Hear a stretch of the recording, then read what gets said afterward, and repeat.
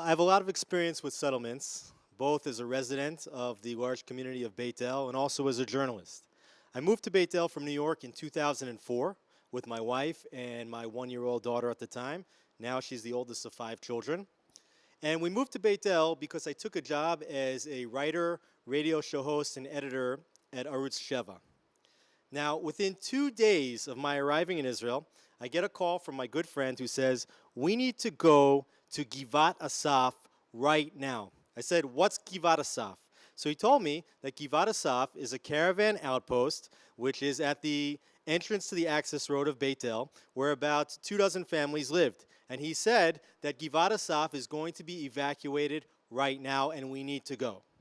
So I figured we're in Israel for a reason, and we went down to Givat Asaf, and sure enough, forces, troops, Israeli army, and government officials came to Givat Asaf to evacuate the community, and they were met by over 1,000 people trying to prevent the evacuation, including community leaders and rabbis.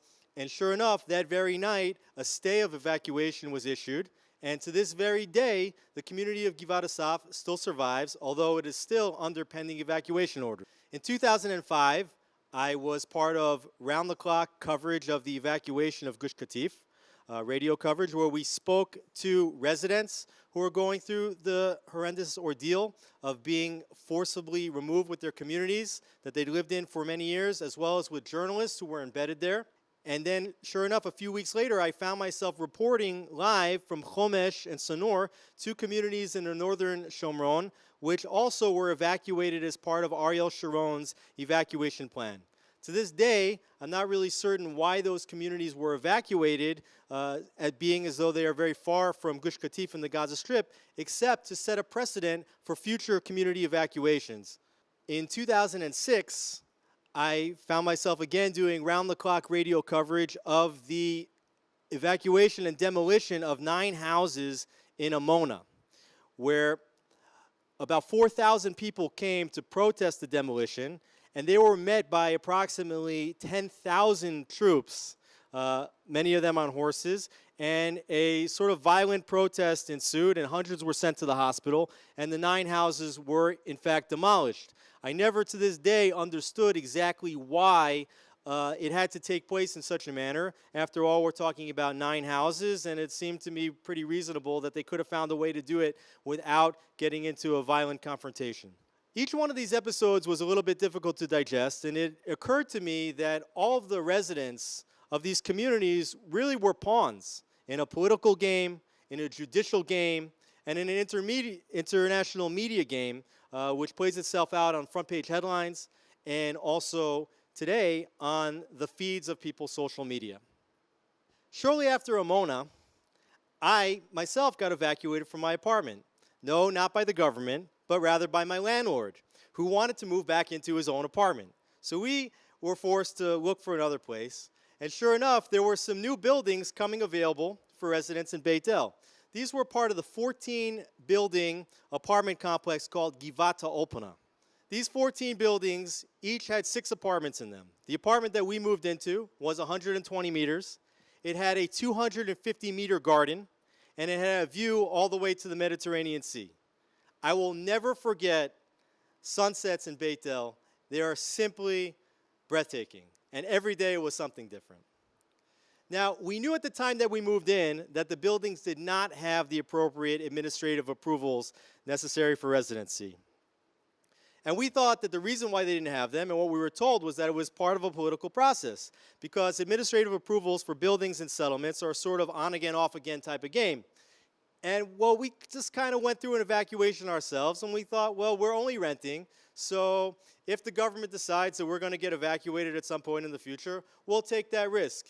You know, we just kind of looked at the government as our new landlords. So we moved in, and we lived there for 6 years. Now, in 2012, a non-governmental organization called Yesh Din, who works in a network of other non-governmental organizations, most of them who receive funding even from foreign governments, started investigating all of the recent building in Judea and Samaria.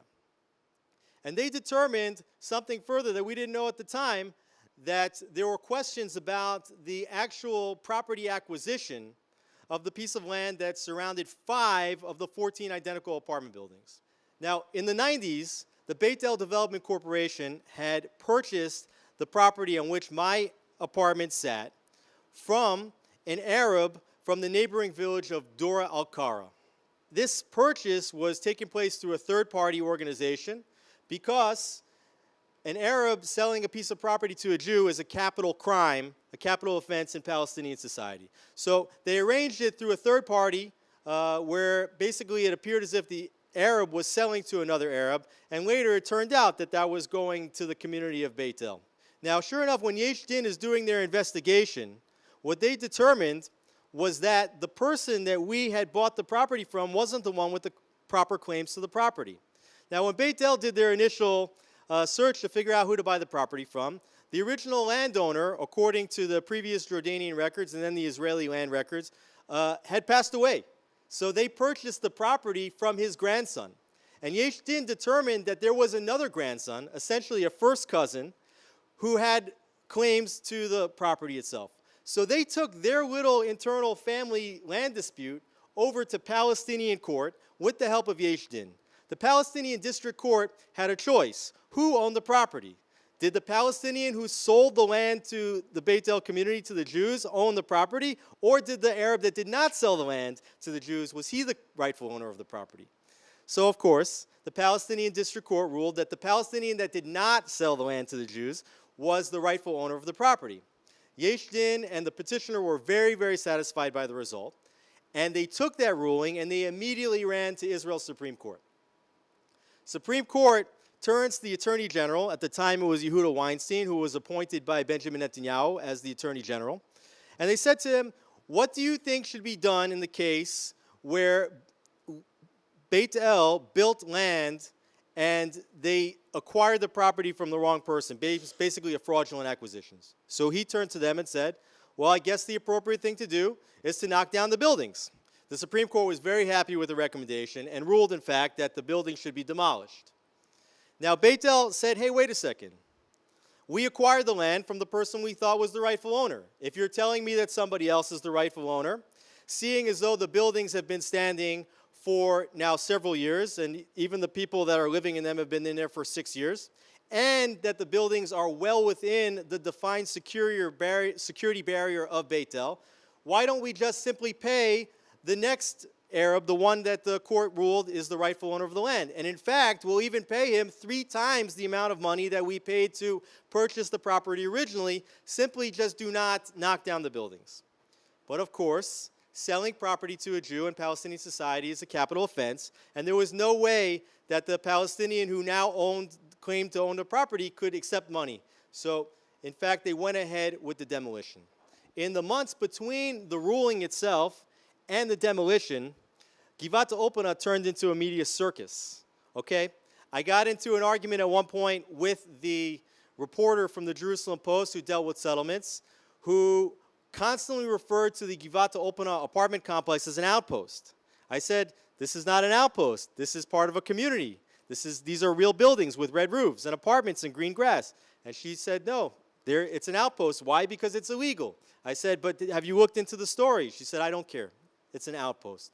At one point, Christian Science Monitor crashed a barbecue that I was having on Passover for a few family friends, and I sat with them for an hour to explain the whole case of Givat Opana, only to find that when the reporter ran his story a couple days later, that they took half a sentence of my hour presentation, which had nothing to do with the legal status of Givat Opana, and used it for their article.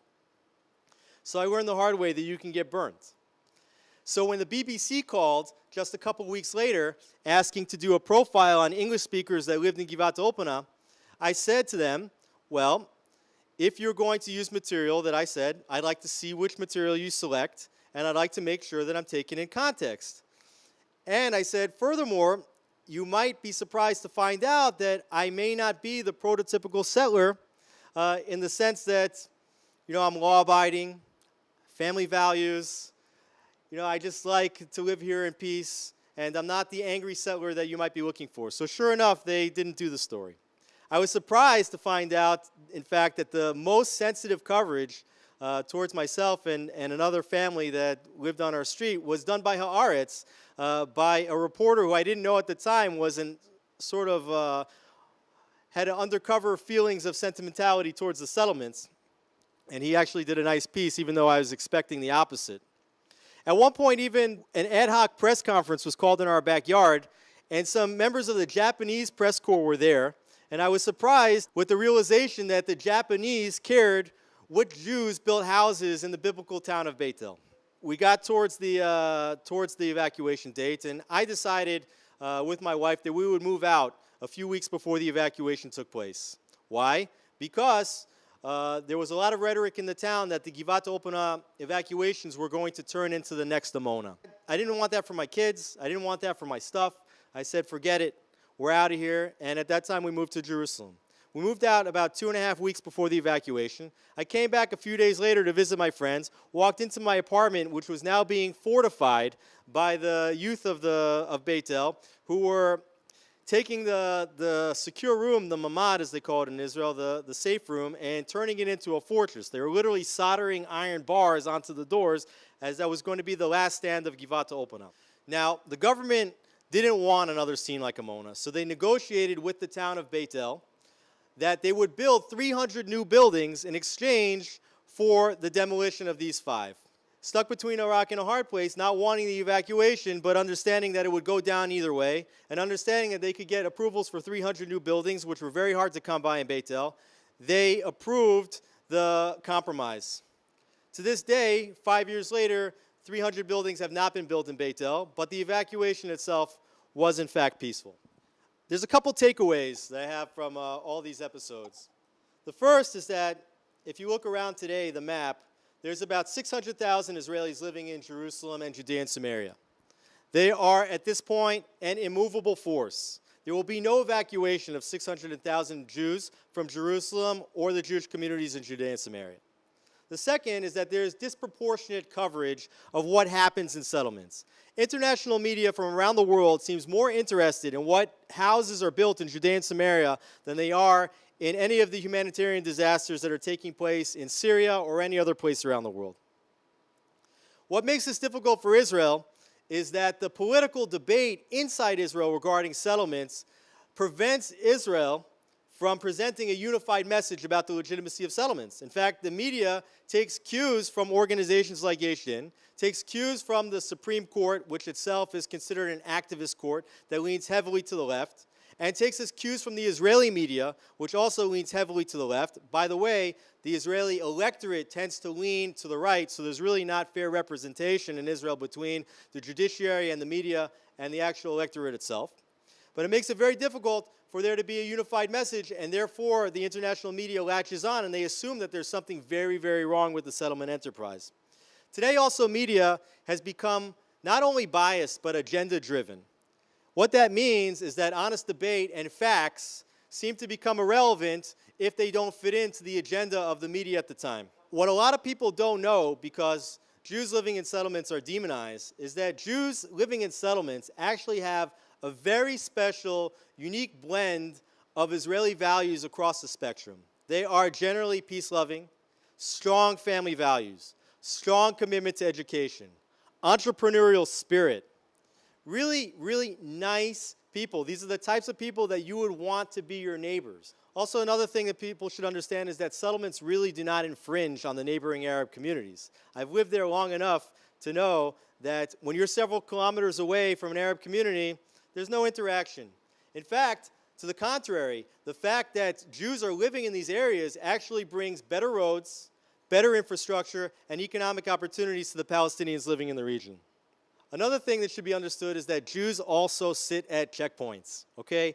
Anybody that lives in a settlement will tell you that they have sat for hours to get through checkpoints that didn't used to be there before Palestinian suicide bombers started to come onto the scene. When talking about settlements, another thing that's important to know is that language is very, very important. I've been talking about the communities in Judea and Samaria, but most of the media refer to Judea and Samaria as the West Bank. Why is that? Because it's much easier to say that Jews do not have a place in the West Bank than it is to say that Jews do not have a place in Judea. And what those same media don't want to tell you is that if a Palestinian state were to be created in Judea and Samaria, that would be a state that Palestinians don't want any Jews to reside in. So what they don't tell you is that the Palestinians actually want for Judea to be Judenrein. The last thing to understand is that demolitions do not pacify those that seek to expel Jews from their homes. Rather, that they incite more and more illegitimacy of the settlement enterprise and the pushing for more and more homes to be demolished. I'll tell you what I told a press conference on the very day of the evacuation in Beit El. Now, my home was about 300 meters away from a very famous biblical site, which is the site of Jacob's dream. You know that famous dream with the ladder? Now, I'm not going to tell you who had a dream and where 3,800 years ago, but I can tell you with absolute assurity that for over 2,000 years, that the mountaintop in Beit El has been observed as the spot of Jacob's dream. And there's a lot of archaeological evidence from the times of the first and second temple to demonstrate what I'm telling you. And there's also one of the oldest trees in Israel, over 1,000-year oak tree that stands on the spot, which also stands testament to the fact that this has been observed as a biblical spot.